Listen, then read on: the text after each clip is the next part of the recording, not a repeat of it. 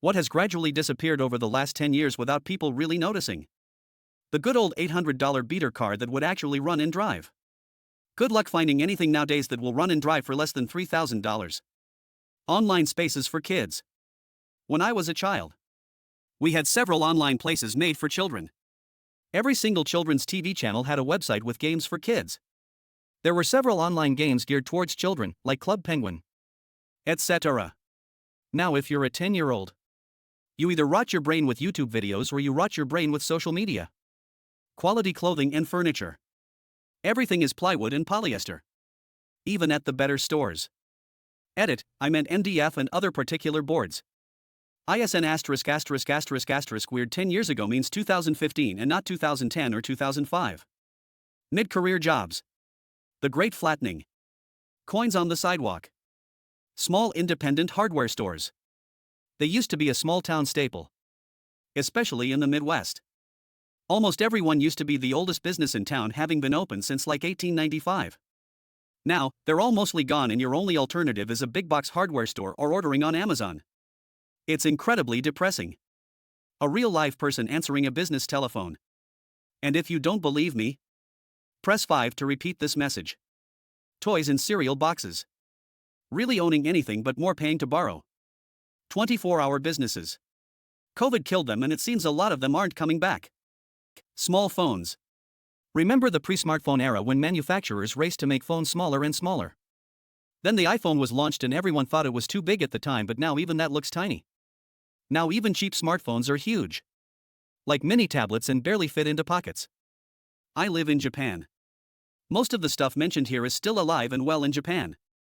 That's because Japan has been stuck in the year 2000 since the 80s. Fireflies. Ownership. You pay a subscription. You can't fix what you own because it's proprietary. You can't buy outright. Our ownership of things has become a rental service, where they can break or completely remove what we purchased, without consent, at any time. Because it was in the terms of service. In the least sarcastic sense possible. Critical thinking and self-reflection. It's really a struggle to engage with people these days who aren't capable of putting their bias and personal beliefs aside to think big picture or critically about any issue. People just jump straight to personal insults, fallacies, and needing to feed their ego. My hair. Skype. Reasonable fast food prices. Privacy. People answering phone calls. Home phones. Colors of the McDonald's. The ability to read and comprehend something longer than a paragraph. I think one thing that now isn't even comparable with the past is the quality of relationships. Now everyone is more alone. The general decline of public services. It's become normalized for public health. Schools, council-run services to all be worse. Teachers, nurses, fire services all at breaking point and more cuts announced. All because we can't afford it. Someone's making money and it certainly isn't the working class. Ownership. Everything is rented, leased, or subscription-based these days. Childhood. As a parent, I feel fighting an uphill battle by keeping ours screen-free. Kids need to be taught how to play, how to interact with other humans. They don't even go out to play with friends anymore. It's all online. Online reviews that you can trust. First-hand knowledge of the Roaring '20s and Great Depression. 3D and curved TVs. Probably Redbox. They used to be all over the place. I don't think they even exist at this point.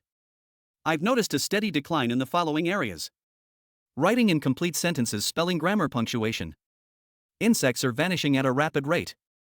So much so that it's one of the biggest extinction events in recent history. Yet nobody is paying attention. Fun/hobbies. Everything is a side hustle or has developed an ultra-competitive/pro scene that is so overly intimidating it just ruins the entire thing/time. If you're not the best, you're worthless. GG nub. No one wants to play with you. Nah bro, you're the one ruining it. Cringe much? Physical checks as payment. I see less and less of those in my business. Cash was on its way out as well. But we have seen an increase in that. There have been tons of grammatical shifts as texting has become prioritized. Nobody uses semicolons anymore. Magazines. Ability to read a physical map. Maternity stores. Even the selection within stores like Target has gotten smaller. The books and magazines section at the grocery store. Late to the party, but color. Literally just color. There's less of it now. Shame. Bugs. Sounds of the crickets. Fun fact. Crickets, fireflies, etc. are all signs of healthy ecosystem and air. You still get these things in small towns in the Midwest, but in most big cities the air is so bad they're gone. Oh, here's a good one. Clowns. Quick backstory. I did social work for a bit and my guy liked clowns a lot. We tried to find clown-related stuff and it was impossible. Clowns in the traditional sense. Children's entertainers, not creepy Pennywise/art ones, have been pretty much completely phased out of American culture. There are more clown characters in TV shows, advertising, movies, parks, etc.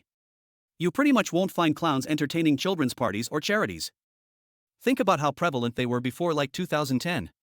Ronald McDonald was one of the biggest mascots on the planet. He's not their spokesman anymore. Bozo was still incredibly popular.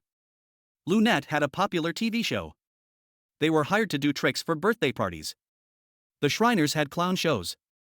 After the remake of it and those viral creepy clown sightings, they were completely dropped by the public.